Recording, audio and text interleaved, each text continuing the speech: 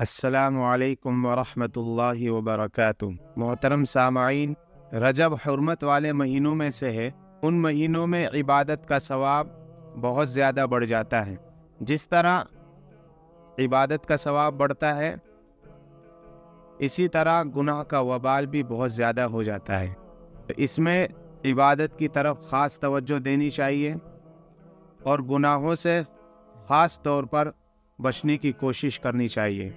رجب کے مہینے میں 27ویں تاریخ آتی ہے، جس کے بارے میں عوام میں یہ بات مشہور ہے کہ اس رات ہم سب کے آقا پیارے نبی جناب محمد رسول اللہ صلی اللہ علیہ وسلم کو معراج حاصل ہوئی۔ اسی بنیاد پر بہت سے لوگ اس رات کو مخصوص کرتے ہیں اور اس میں یہ سمجھتے ہیں کہ مخصوص عبادت کرنی چاہیے، مخصوص تسبیحات پڑھنی چاہیے۔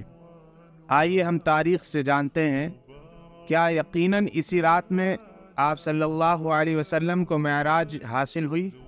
ہم مؤرخین اور محدثین کے اقوال کو اس بارے میں دیکھتے ہیں تو بہت سے روایتیں ملتی ہیں، بہت سے اقوال ملتے ہیں۔ بعض کے نزدیک معراج ہجرت سے 1 سال قبل ہوئی، بعض کہتے ہیں کہ 6 مہینے قبل ہوئی، بعض کے نزدیک 8 مہینے کا بھی قول ہے۔ تو اس بارے میں بہت سے اقوال ہیں۔ اسی طرح دن کے بارے میں بھی بہت سے اقوال ہیں، مہینے کے بارے میں بھی بہت سے اقوال ہیں۔ تو لہٰذا 27 تاریخ کو خاص کرنا کہیں سے ثابت نہیں ہے۔ جب 27 کو ہونا ثابت نہیں ہے تو لہٰذا اس رات کو خاص عبادت کرنا بھی ثابت نہیں ہے۔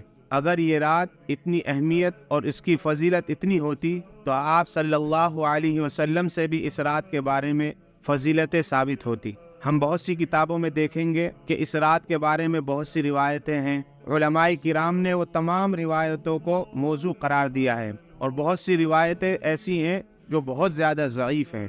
تو لہٰذا بہت زیادہ ضعیف ہونے کی وجہ سے اور بہت سے موضوع ہونے کی وجہ سے وہ قابل استدلال نہیں ہے۔